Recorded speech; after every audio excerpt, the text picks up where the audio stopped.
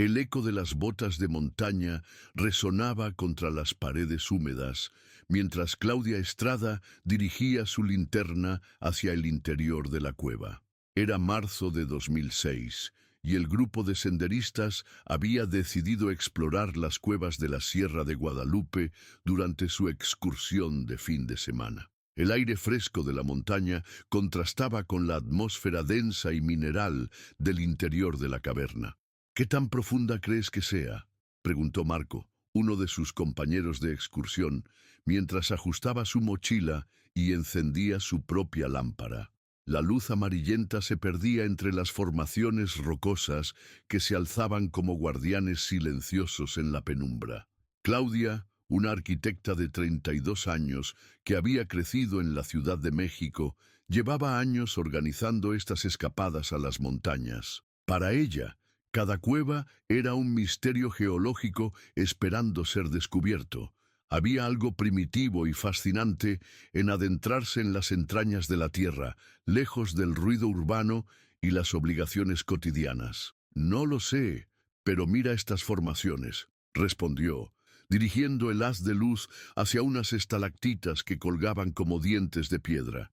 Deben tener miles de años. El suelo de la cueva era irregular, cubierto de pequeñas piedras y sedimentos acumulados durante décadas. Sus pasos producían un sonido seco y crujiente que se amplificaba en el espacio cerrado.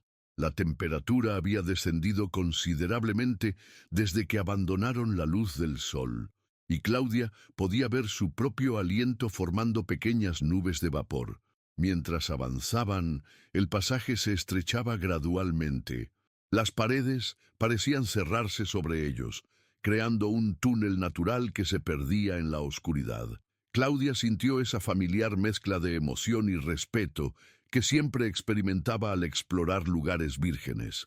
Era como si fuera la primera persona en poner un pie en ese espacio, aunque sabía que probablemente no era así.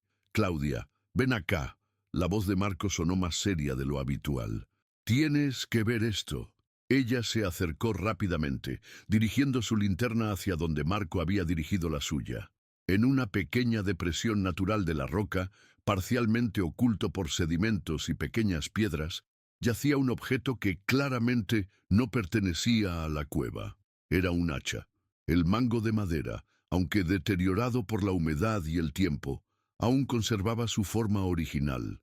La hoja metálica mostraba signos evidentes de oxidación, pero las letras grabadas en el metal seguían siendo legibles. B. Meneses. «Dios mío», murmuró Claudia, sintiendo un escalofrío que no tenía nada que ver con la temperatura de la cueva. «¿Cómo llegó esto aquí?» Marco se inclinó para examinar el hacha más de cerca, cuidando de no tocarla. «Parece que lleva años aquí. Mira la oxidación». El objeto parecía haber sido colocado allí intencionalmente, no como si hubiera caído accidentalmente.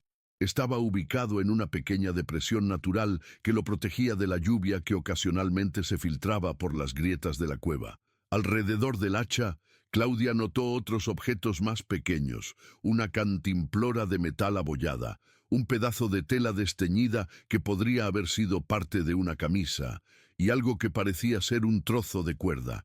«Marco, esto no es normal», dijo Claudia, sintiendo que su corazón comenzaba a latir más rápido.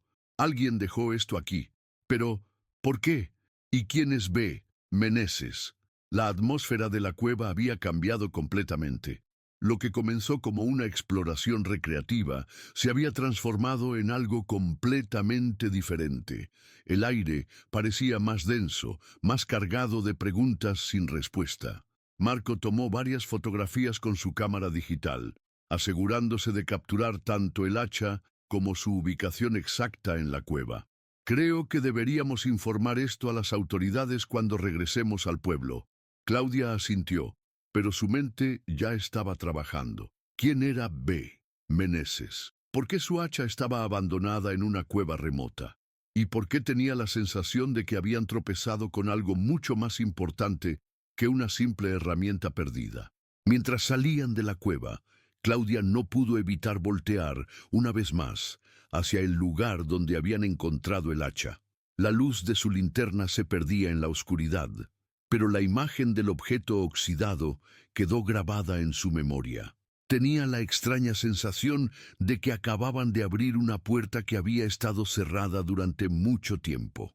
El aire fresco de la montaña les dio la bienvenida cuando finalmente emergieron de la cueva. El sol de la tarde los recibió con su calidez, pero Claudia no podía sacudirse la sensación de inquietud que había comenzado a crecer en su interior. ¿Sabes qué?, le dijo a Marco mientras empacaban su equipo. Creo que deberíamos preguntarle a la gente del pueblo sobre este nombre. B. Meneses. Tal vez alguien lo recuerde.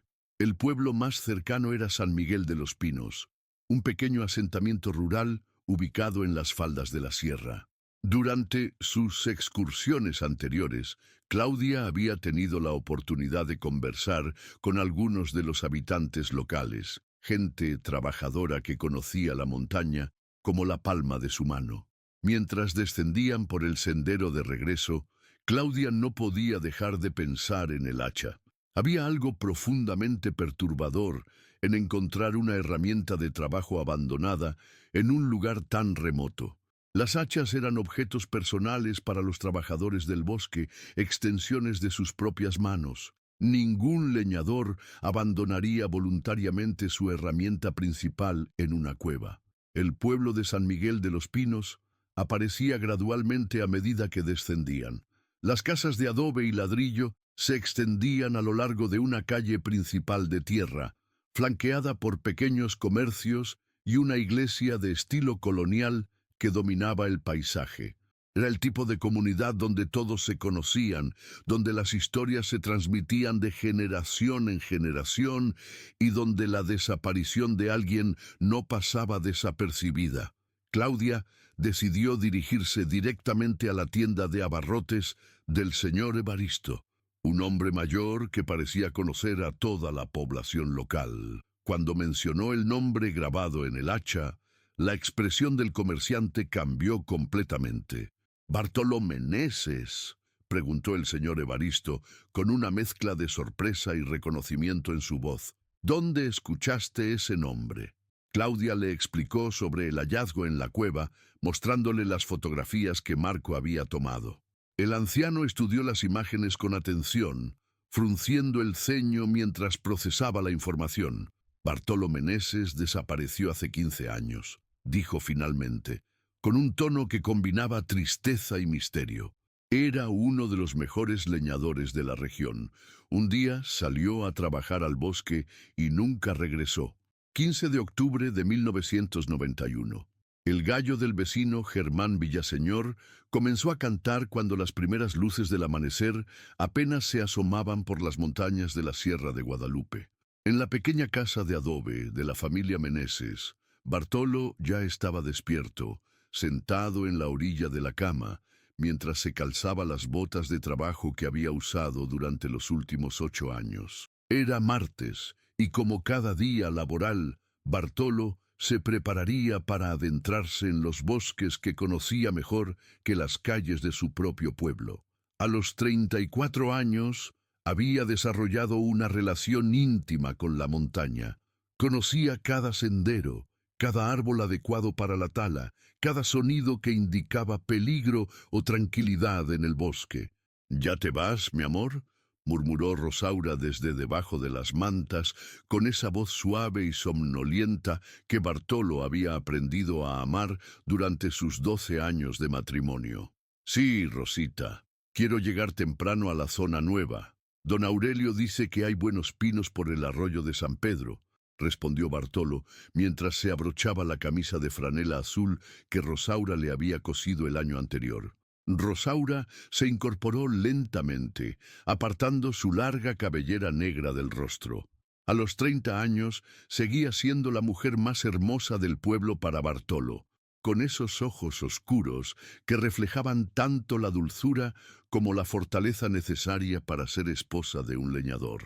«Ten cuidado allá arriba», le dijo, como cada mañana desde que se casaron. «Va y no te olvides del almuerzo». En la mesa de la cocina lo esperaba el morral de cuero con sus provisiones, tortillas recién hechas, frijoles refritos, un pedazo de queso fresco y la cantimplora de metal llena de agua fresca del pozo. Rosaura siempre se aseguraba de que llevara suficiente comida para el día completo de trabajo. Bartolo tomó el morral y su hacha, la herramienta que había heredado de su padre y que llevaba grabado su nombre en la hoja metálica.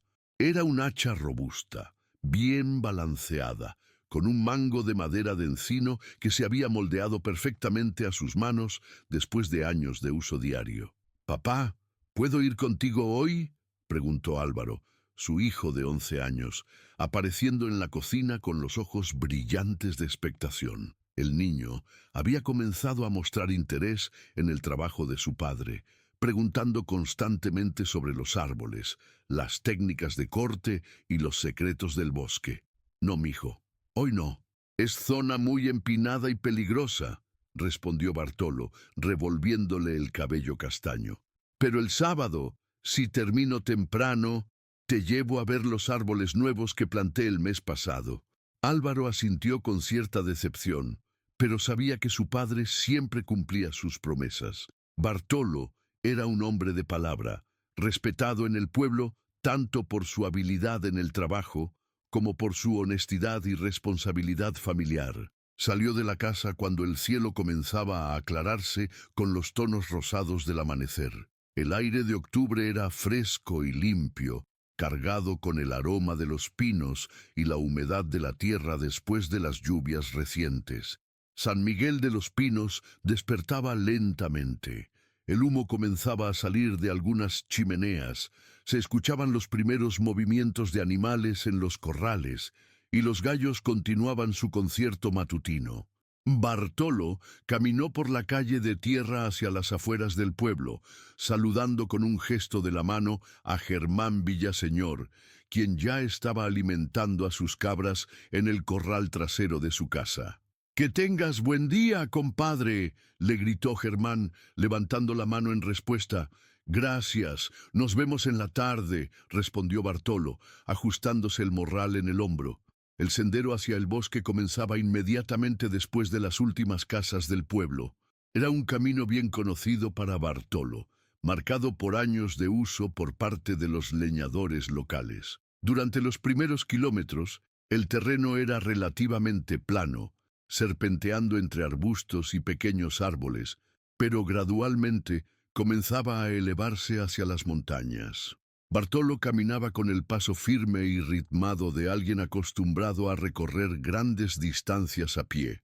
Sus botas conocían cada piedra suelta, cada raíz que sobresalía del suelo, cada parte del sendero que se volvía resbaladiza después de la lluvia.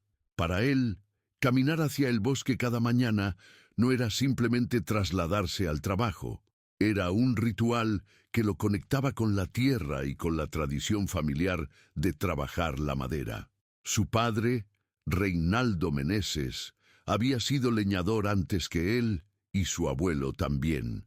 Era una profesión que se transmitía de padre a hijo, junto con el conocimiento sobre qué árboles cortar, cuáles preservar y cómo leer las señales del bosque para trabajar de manera segura y sostenible.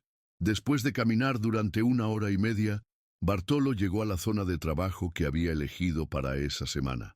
Era un área rica en pinos maduros, ubicada cerca del arroyo de San Pedro, donde el suelo era fértil y los árboles habían crecido rectos y fuertes. El sonido del agua corriendo entre las rocas creaba una banda sonora natural que acompañaría su trabajo durante el día. Bartolo eligió cuidadosamente el primer árbol del día, un pino de aproximadamente 20 metros de altura, con un tronco recto y sin defectos visibles. Antes de comenzar, como siempre hacía, estudió la inclinación natural del árbol, la dirección del viento y el espacio disponible para que cayera sin dañar otros árboles cercanos. El primer golpe de hacha resonó claramente en el aire matutino del bosque. Era un sonido fuerte y limpio, el resultado de años de experiencia y técnica perfeccionada. Bartolo trabajaba con movimientos precisos y económicos, cada golpe colocado exactamente donde debía estar para crear la muesca perfecta que guiaría la caída del árbol. El trabajo de leñador requería no solo fuerza física, sino también inteligencia, paciencia y un profundo respeto por el bosque. Bartolo nunca cortaba más árboles de los necesarios. Siempre elegía los especímenes maduros que ya habían completado su ciclo de crecimiento y conocía la importancia de mantener el equilibrio del ecosistema forestal. Mientras trabajaba, Bartolo pensaba en su familia, en los planes para el fin de semana, en las mejoras que quería hacer en la casa. El ritmo constante del hacha contra la madera creaba una especie de meditación en movimiento, un espacio mental donde podía procesar los acontecimientos de la vida mientras sus manos realizaban el trabajo que conocía tan bien. Alrededor del mediodía, cuando el sol estaba en su punto más alto y el calor comenzaba a sentirse incluso bajo la sombra de los árboles, Bartolo decidió tomar su descanso para el almuerzo. Se dirigió hacia el arroyo, donde siempre comía, disfrutando del sonido del agua y la brisa fresca que bajaba de las montañas. Se sentó en una roca grande y plana que había usado como mesa improvisada durante meses. Desenvolvió las tortillas que Rosaura había preparado, abrió el recipiente con frijoles y cortó un pedazo del queso fresco.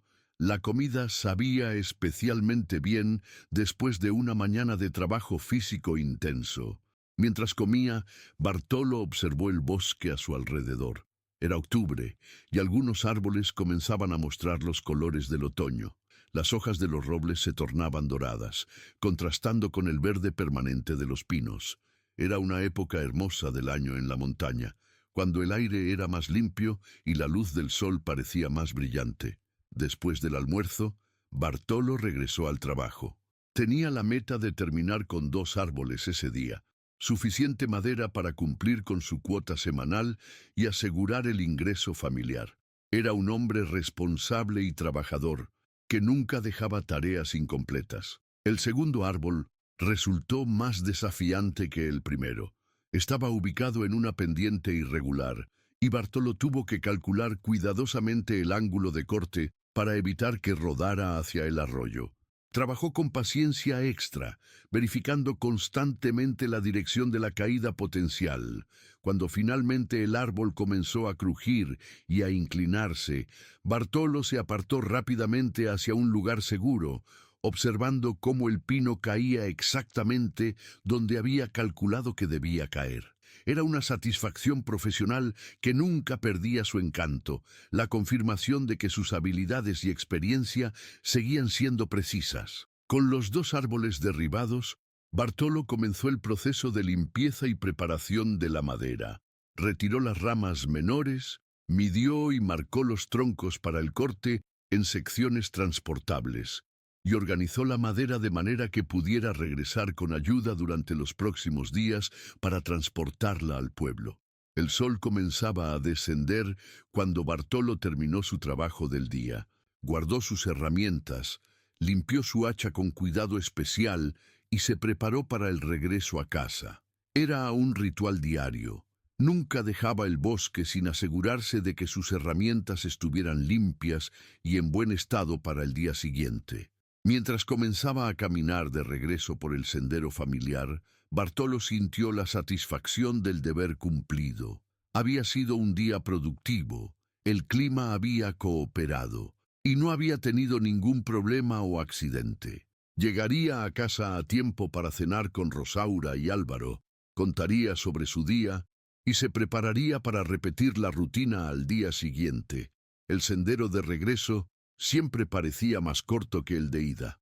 Bartolo caminaba con el paso tranquilo de alguien que regresa a casa después de un día honesto de trabajo. Sus pensamientos se dirigían hacia Rosaura, quien probablemente ya estaría preparando la cena, y hacia Álvaro, que lo esperaría con las tareas escolares terminadas y 1000 preguntas sobre el bosque. Pero Bartolo Meneses nunca llegaría a casa esa tarde. Somewhere, en el camino entre el bosque y San Miguel de los Pinos, algo ocurrió que cambiaría para siempre la vida de su familia y convertiría su nombre en un misterio que perduraría durante 15 años. Rosaura Quiñones comenzó a preocuparse cuando el reloj de la cocina marcó las 7 de la noche y Bartolo aún no había regresado. Durante 12 años de matrimonio, había desarrollado un reloj interno sincronizado con los horarios de su esposo. Bartolo era un hombre de rutinas precisas, salía al amanecer, trabajaba hasta las 5 de la tarde y siempre estaba de vuelta en casa antes del anochecer. «Mami, ¿dónde está papá?», preguntó Álvaro, sentado en la mesa de la cocina con sus cuadernos escolares extendidos frente a él. El niño había estado esperando el regreso de su padre para mostrarle los dibujos que había hecho durante la clase de arte. «Ya va a llegar, mijo. A veces el trabajo se alarga un poco», respondió Rosaura, aunque su voz no logró ocultar completamente la inquietud que comenzaba a crecer en su pecho. A las 8 de la noche, cuando la oscuridad ya había envuelto completamente al pueblo de San Miguel de los Pinos, Rosaura ya no podía quedarse quieta. Salió al patio frontal de la casa y miró hacia el sendero que llevaba al bosque, esperando ver la figura familiar de Bartolo caminando hacia casa. Pero el sendero permanecía vacío, iluminado solo por la luz pálida de una luna creciente. «Germán», llamó a su vecino, quien estaba cerrando el corral de sus cabras. «¿Has visto a Bartolo? Debería haber regresado hace horas». Germán Villaseñor se acercó a la cerca que separaba las dos propiedades. Era un hombre de 50 años, con el rostro curtido por décadas de trabajo al aire libre y la sabiduría práctica de quien había vivido toda su vida en la montaña.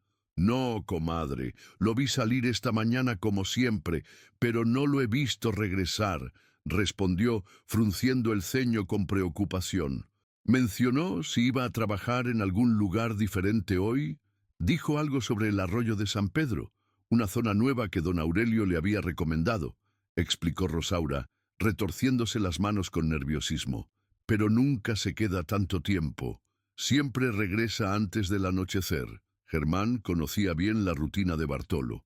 Los dos hombres habían crecido juntos en el pueblo, habían compartido incontables conversaciones matutinas antes del trabajo, y Germán sabía que Bartolo era extraordinariamente puntual y responsable. Su ausencia después del anochecer era completamente fuera de carácter. «Voy a buscar a algunos de los muchachos», decidió Germán. «Podemos ir al bosque con linternas y ver si encontramos algún rastro». En menos de una hora se había formado un grupo improvisado de búsqueda.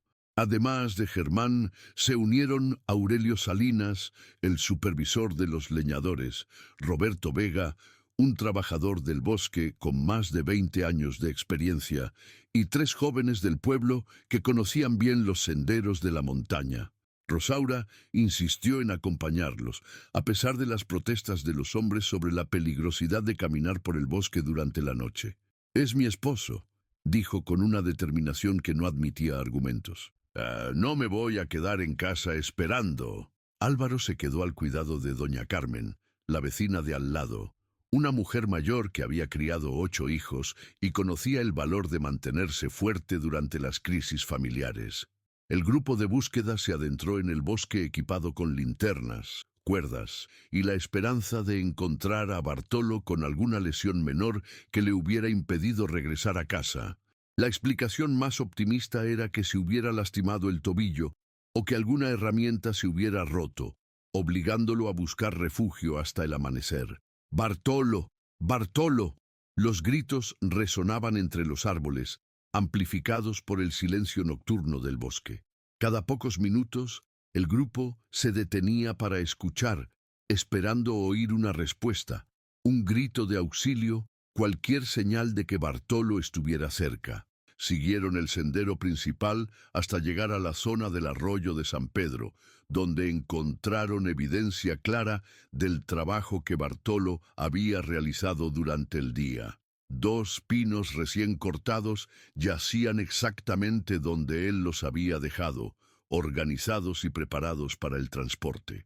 Sus herramientas menores estaban ordenadamente guardadas en un pequeño refugio natural que los leñadores usaban para proteger sus equipos. Pero Bartolo no estaba allí. «Miren esto», dijo Roberto, iluminando el suelo con su linterna. «Aquí están las huellas de sus botas. Se ve que caminó hacia el sendero principal, como siempre hace para regresar».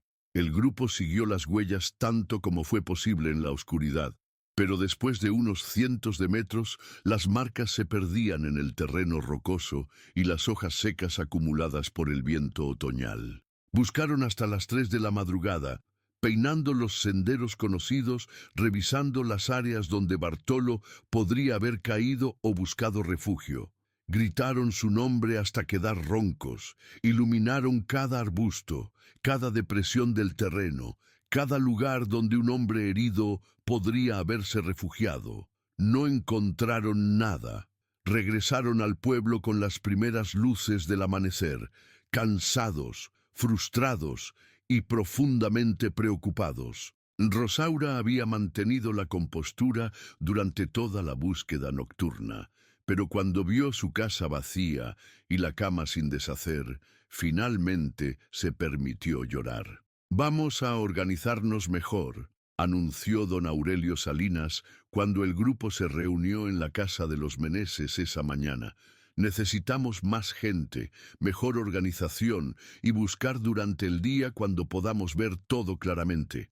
La noticia de la desaparición de Bartolo se extendió rápidamente por San Miguel de los Pinos. Para el mediodía del miércoles, prácticamente todo el pueblo sabía que uno de sus vecinos más respetados había desaparecido sin dejar rastro.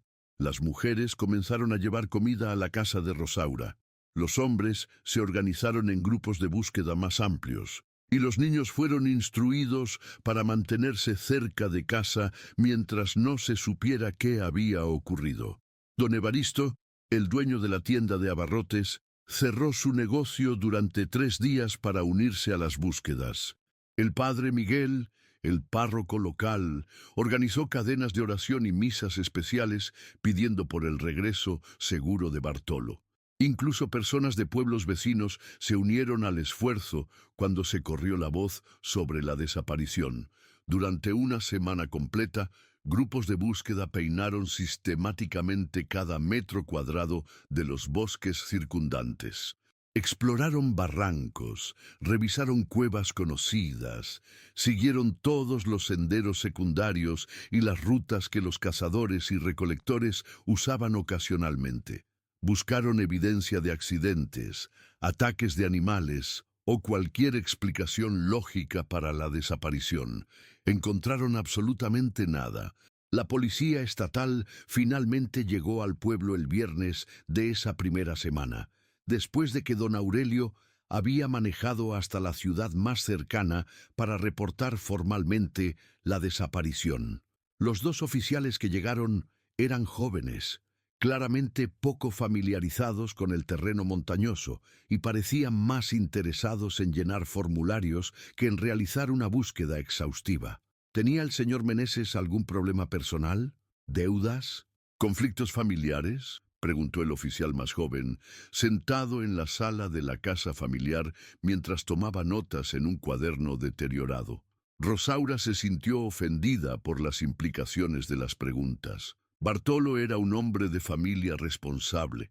No tenía deudas, no bebía, no se metía en problemas, amaba a su familia y a su trabajo.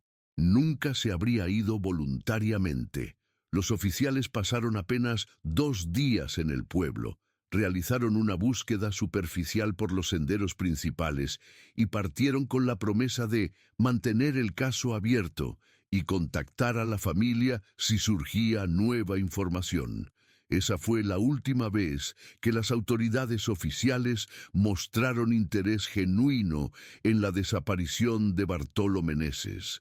Las semanas se convirtieron en meses. La comunidad mantuvo las búsquedas durante las primeras semanas, pero gradualmente la vida diaria reclamó la atención de la gente. Los hombres tenían que regresar a sus trabajos para alimentar a sus propias familias.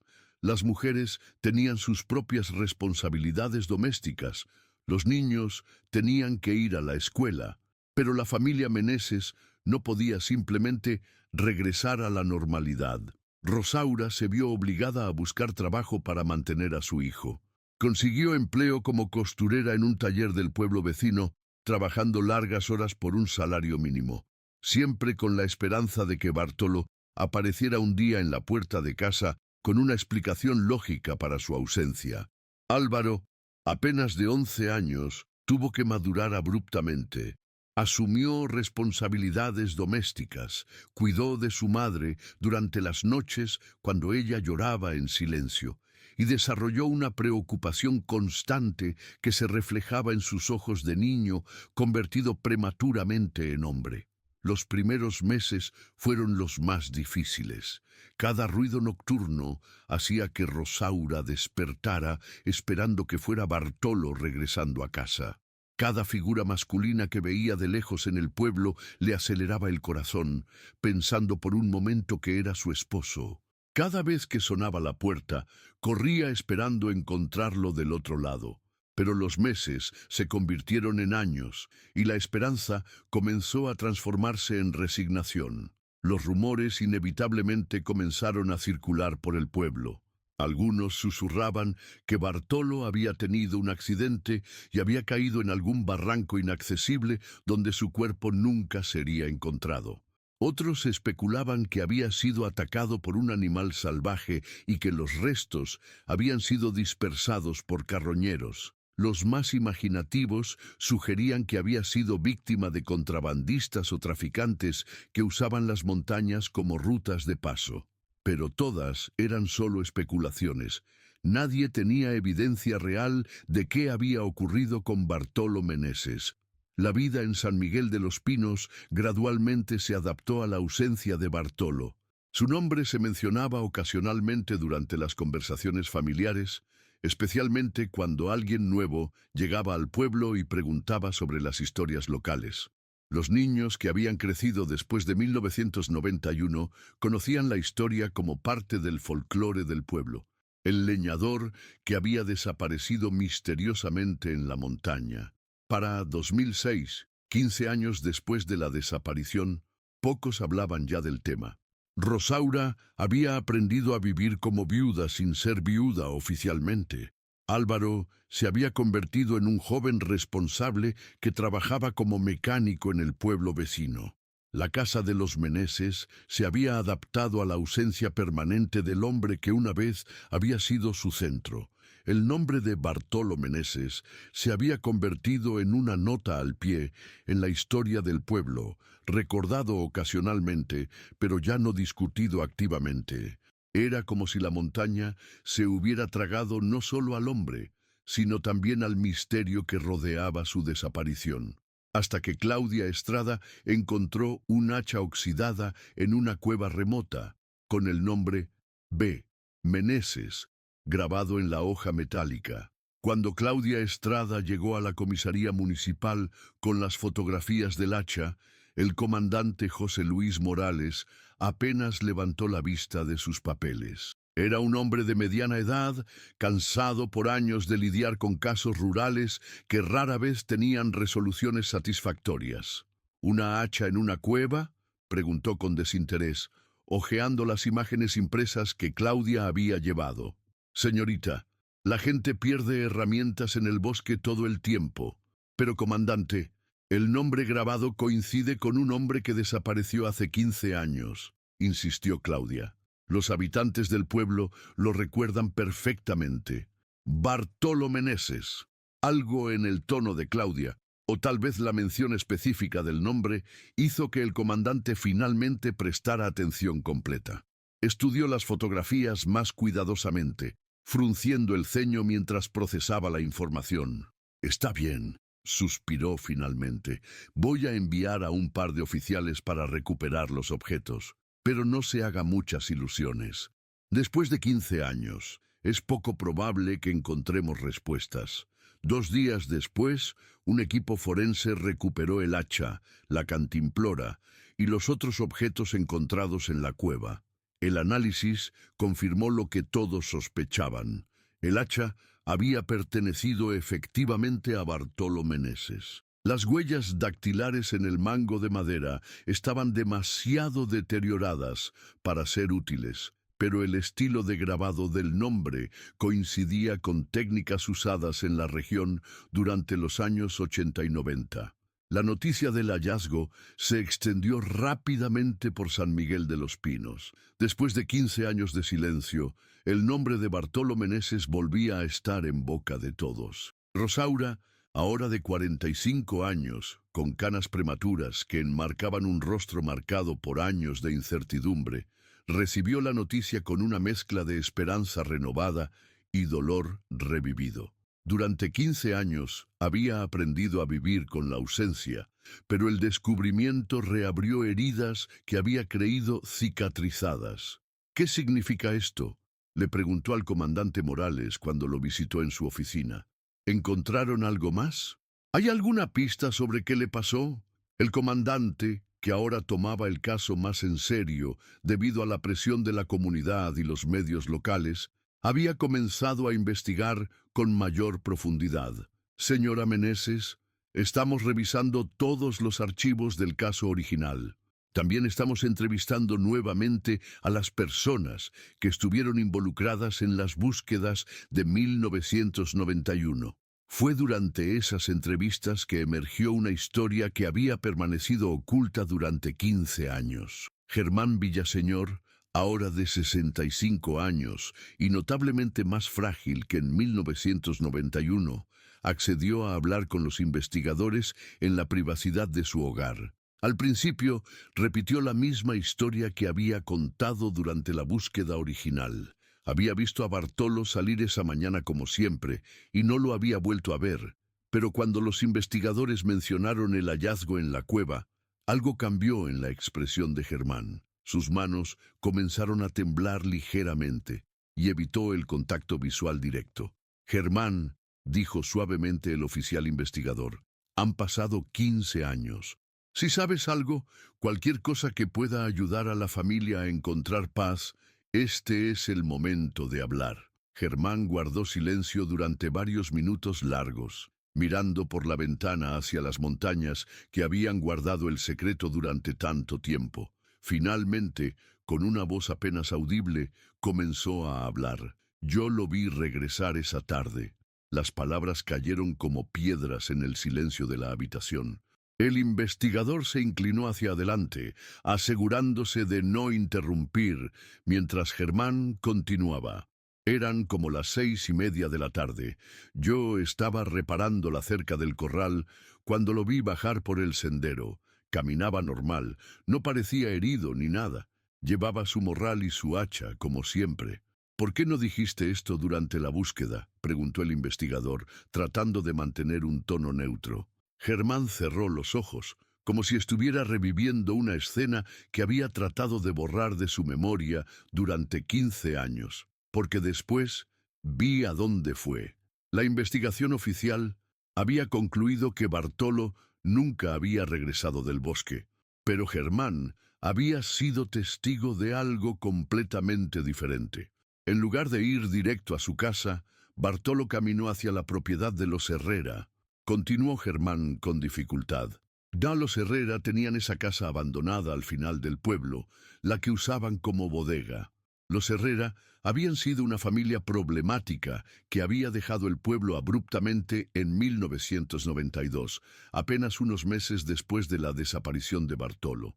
En ese momento, su partida había parecido no relacionada, simplemente otra familia rural que buscaba mejores oportunidades en la ciudad. ¿Qué viste exactamente?, preguntó el investigador. Germán respiró profundamente antes de continuar. Vi a Bartolo tocar la puerta de la bodega. Salió don Esteban Herrera y se pusieron a hablar. No pude oír qué decían, pero se veían tensos. Después de unos minutos, don Esteban le hizo una seña para que entrara. Y después esperé pensando que Bartolo saldría pronto y se iría a su casa. Pero pasó 1 hora, después 2 horas. Comenzó a oscurecer y Bartolo no salía. Yo tenía que alimentar a mis animales, así que entré a mi casa. El investigador tomó notas detalladamente mientras Germán continuaba con su relato, la voz cada vez más quebrada por la culpa acumulada durante 15 años. A la mañana siguiente, cuando Rosaura vino a preguntarme si había visto a Bartolo, me entró el pánico. No sabía qué decir. Los Herrera eran gente peligrosa. Todo el pueblo lo sabía. Esteban tenía fama de violento y circulaban rumores de que se metía en negocios turbios. ¿Por qué no se lo dijiste a la policía cuando llegó? Germán soltó una risa amarga. ¿A esos oficiales jóvenes que apenas pasaron 2 días aquí? Para cuando llegaron, los Herrera ya se habían ido del pueblo. Esteban pasó por mi casa la noche después de que comenzaron las búsquedas. Me dijo que si yo mencionaba haberlo visto con Bartolo, mi familia tendría problemas. La amenaza había funcionado. Germán había mantenido el secreto, viviendo con la culpa y el miedo durante 15 años, viendo sufrir a Rosaura y a Álvaro, sin poder ofrecerles las respuestas que merecían. Con esta nueva información, los investigadores comenzaron a rastrear a la familia Herrera. Descubrieron que Esteban Herrera había muerto en un accidente automovilístico en 2003, pero su hijo mayor, Ricardo Herrera, vivía en una ciudad a 3 horas de San Miguel de los Pinos. Cuando los oficiales llegaron a la dirección de Ricardo Herrera, encontraron a un hombre de 40 años, claramente nervioso por la visita policial. Al principio, negó conocer cualquier detalle sobre la desaparición de Bartolo Meneses, pero cuando los investigadores mencionaron el testimonio de Germán y el hallazgo del hacha, su resistencia se desplomó. Mi padre me hizo jurar que nunca diría nada, confesó Ricardo, con lágrimas en los ojos, pero he vivido con esto durante 15 años. No puedo más. La historia que Ricardo contó era tanto trágica como completamente evitable. Esteban Herrera había estado involucrado en el contrabando de madera ilegal de la Reserva Forestal. Durante meses había estado cortando árboles protegidos y vendiéndolos a compradores sin escrúpulos en las ciudades cercanas. La operación era lucrativa pero altamente ilegal, y Esteban sabía que si las autoridades lo descubrían, enfrentaría años de prisión. La tarde del 15 de octubre de 1991, Bartolo había regresado del bosque y había notado señales de corte ilegal en áreas que había estado monitoreando. Como hombre honesto y respetuoso de las leyes forestales, había decidido confrontar a quien fuera responsable antes de reportar el problema a las autoridades. Mi padre pánico cuando Bartolo llegó a la bodega, explicó Ricardo. Bartolo había encontrado evidencia de la tala ilegal y venía a darle una oportunidad de parar antes de reportarlo. Pero mi padre interpretó la visita como una amenaza. Lo que siguió fue una discusión que escaló rápidamente. Esteban, desesperado por proteger su operación ilegal y aterrorizado por la posibilidad de ir a prisión, había perdido el control. Fue un accidente, insistió Ricardo. Mi padre me dijo que empujó a Bartolo durante la discusión, y Bartolo se golpeó la cabeza contra una viga de metal en la bodega. Cuando mi padre se dio cuenta de lo que había pasado, Bartolo ya estaba. Ricardo no pudo terminar la frase, pero no era necesario. El investigador entendía perfectamente lo que había ocurrido. Presa del pánico. Esteban había envuelto el cuerpo de Bartolo y lo había transportado durante la noche a una cueva remota en las montañas, un lugar que conocía de sus expediciones de caza. Había llevado también el hacha y los otros objetos personales de Bartolo, pensando que si alguien los encontraba cerca de la bodega, podrían conectarlo con el crimen. ¿Por qué tu padre no reportó el accidente?, preguntó el investigador. Porque sabía que nadie le creería, respondió Ricardo. Tenía antecedentes penales, estaba involucrado en actividades ilegales y Bartolo era uno de los hombres más respetados del pueblo. Mi padre pensó que lo acusarían de asesinato. En los días siguientes a la tragedia, mientras toda la comunidad buscaba desesperadamente a Bartolo, Esteban había vivido en una agonía constante de miedo y culpa. La presión finalmente lo llevó a tomar la decisión de abandonar el pueblo con su familia, inventando una historia sobre oportunidades de trabajo en la ciudad. Mi padre nunca fue el mismo después de eso, continuó Ricardo. Bebía mucho, tenía pesadillas constantes, siempre decía que el fantasma de Bartolo lo perseguía. Creo que en el fondo quería confesar, pero tenía demasiado miedo. Los investigadores pidieron a Ricardo que los llevara a la cueva donde su padre había llevado el cuerpo de Bartolo. Con una mezcla de determinación y aprensión, Ricardo accedió a mostrarles el lugar. La cueva resultó ser la misma donde Claudia Estrada había encontrado el hacha, pero en una sección más profunda que los senderistas no habían explorado completamente. Allí, en una cámara natural oculta, los investigadores encontraron los restos de Bartolo Meneses. Después de 15 años, Bartolo finalmente regresaba a casa. El día del funeral, San Miguel de los Pinos se reunió para dar el último adiós al hombre que había desaparecido durante tanto tiempo. Rosaura, ahora con respuestas, pero con el corazón roto por la confirmación definitiva de su pérdida, caminó hacia el ataúd con una mezcla de dolor y alivio. Álvaro, convertido en un hombre de 26 años, finalmente pudo llorar por el padre que había perdido cuando era apenas un niño. Durante 15 años, había mantenido viva una pequeña esperanza de que Bartolo regresara algún día. Ahora, con esa esperanza finalmente enterrada, podía comenzar el verdadero proceso de duelo. Germán Villaseñor, después de confesar su secreto de 15 años, parecía haber envejecido una década en cuestión de días.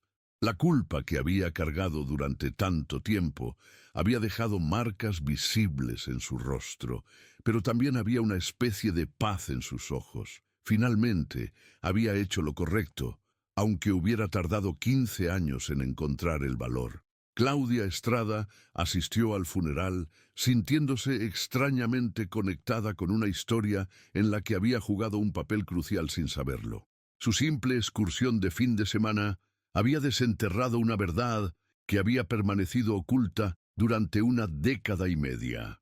El caso de Bartolo Meneses se cerró oficialmente como muerte accidental con ocultamiento de cadáver. Ricardo Herrera enfrentó cargos menores relacionados con el encubrimiento, pero dado el tiempo transcurrido y su cooperación con la investigación, recibió una sentencia condicional. En los meses siguientes al funeral, Rosaura comenzó el proceso de cerrar finalmente un capítulo de su vida que había permanecido abierto durante 15 años. Vendió la casa familiar y se mudó a la ciudad para estar más cerca de Álvaro y sus nietos. Antes de partir, visitó una última vez el cementerio donde Bartolo finalmente descansaba en paz. Llevó flores frescas y se sentó junto a la tumba durante una hora, hablándole como si él pudiera escucharla. «Perdóname por tardar tanto en encontrarte», murmuró, tocando la lápida de mármol simple que llevaba su nombre y las fechas que marcaban una vida cortada demasiado pronto. «Pero ya estás en casa». El viento de la montaña movió suavemente los árboles del cementerio y por un momento Rosaura pudo imaginar que era la voz de Bartolo respondiéndole que todo estaba bien, que finalmente podía descansar en paz. La historia de Bartolo Meneses se convirtió en una lección para San Miguel de los Pinos sobre la importancia de la verdad y el valor de hablar, incluso cuando el silencio parece más seguro. Su nombre ya no era un misterio susurrado en conversaciones nocturnas, sino el recuerdo de un hombre bueno cuya muerte había sido tanto trágica como innecesaria. Y en las montañas de la Sierra de Guadalupe, las cuevas guardan ahora otros secretos, pero el eco del hacha de Bartolo Meneses finalmente se había silenciado para siempre. 3 meses después del funeral de Bartolo Meneses, Claudia Estrada regresó a las montañas de la Sierra de Guadalupe.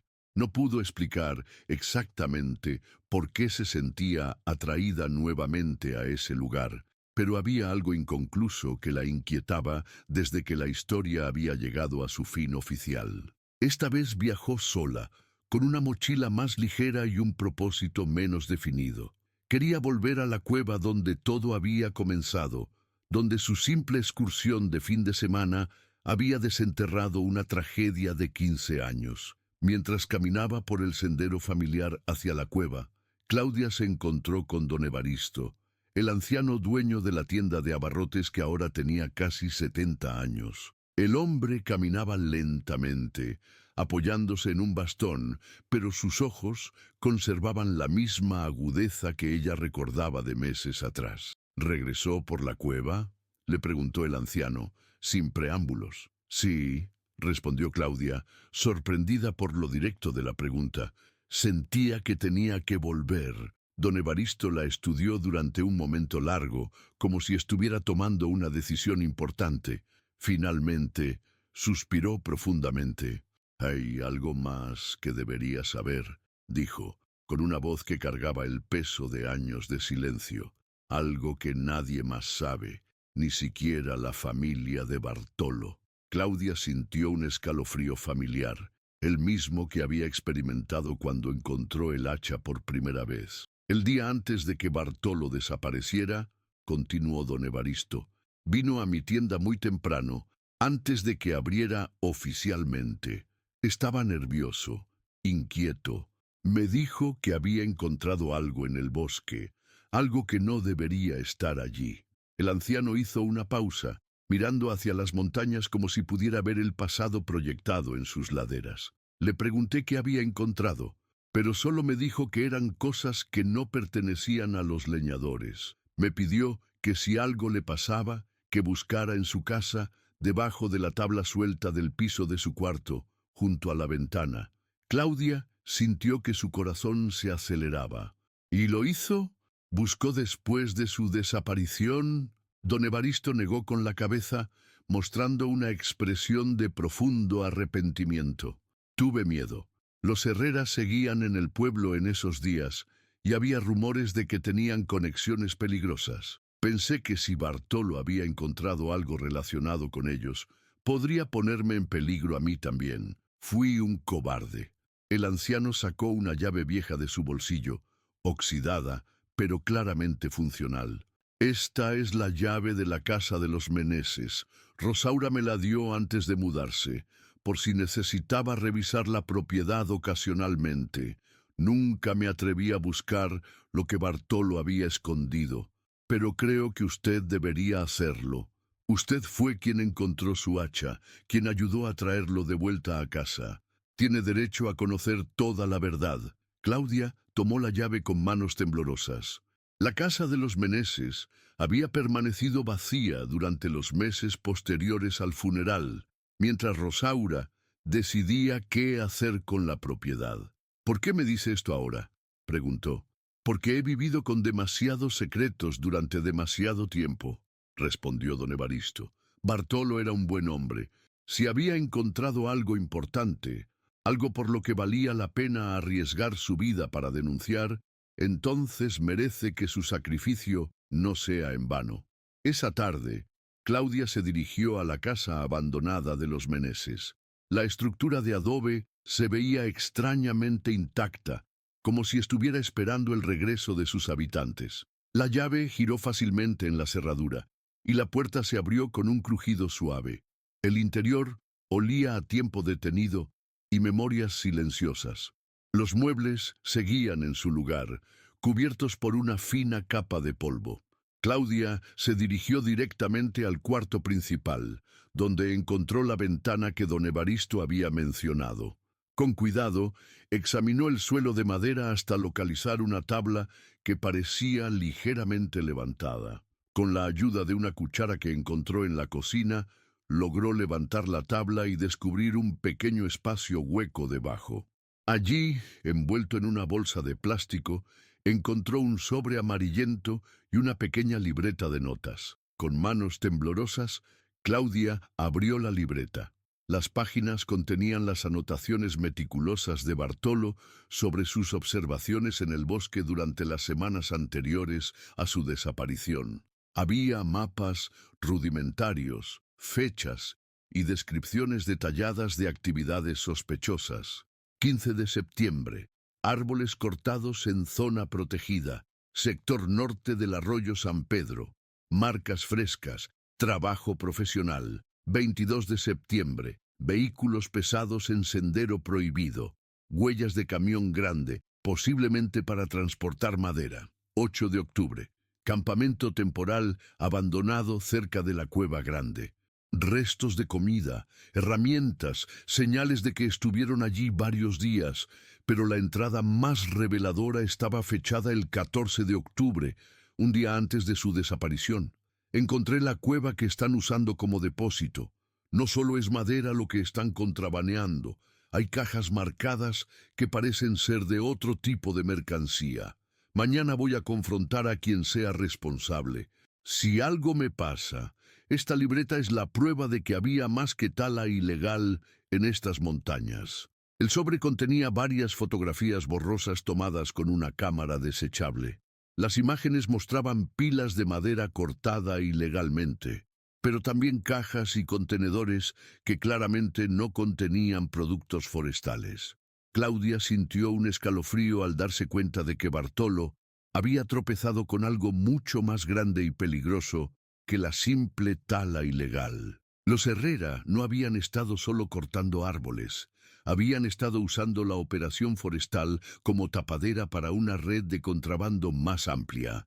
De repente, la muerte de Bartolo tomaba una dimensión completamente diferente. No había sido simplemente la víctima de un accidente durante una confrontación sobre árboles cortados ilegalmente. Había sido silenciado porque había descubierto una operación criminal que probablemente involucraba a más personas que solo Esteban Herrera. Claudia guardó cuidadosamente la libreta y las fotografías, y salió de la casa con una nueva comprensión de por qué Bartolo Meneses había sido realmente asesinado. No había sido solo un leñador honesto tratando de proteger el bosque. Había sido un hombre valiente que había estado dispuesto a exponer una red criminal, sin importar las consecuencias personales. Esa noche, en su hotel, Claudia tomó una decisión. Contactaría a las autoridades federales y les entregaría la evidencia que Bartolo había recolectado meticulosamente antes de su muerte.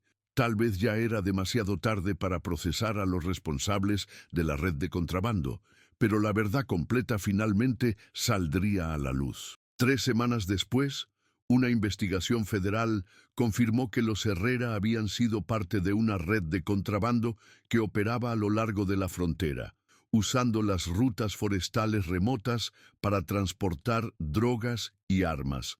La operación había sido desmantelada años atrás por otras investigaciones, pero nunca habían conectado la muerte de Bartolo Meneses con sus actividades. Rosaura recibió la llamada del comandante Morales un martes por la mañana.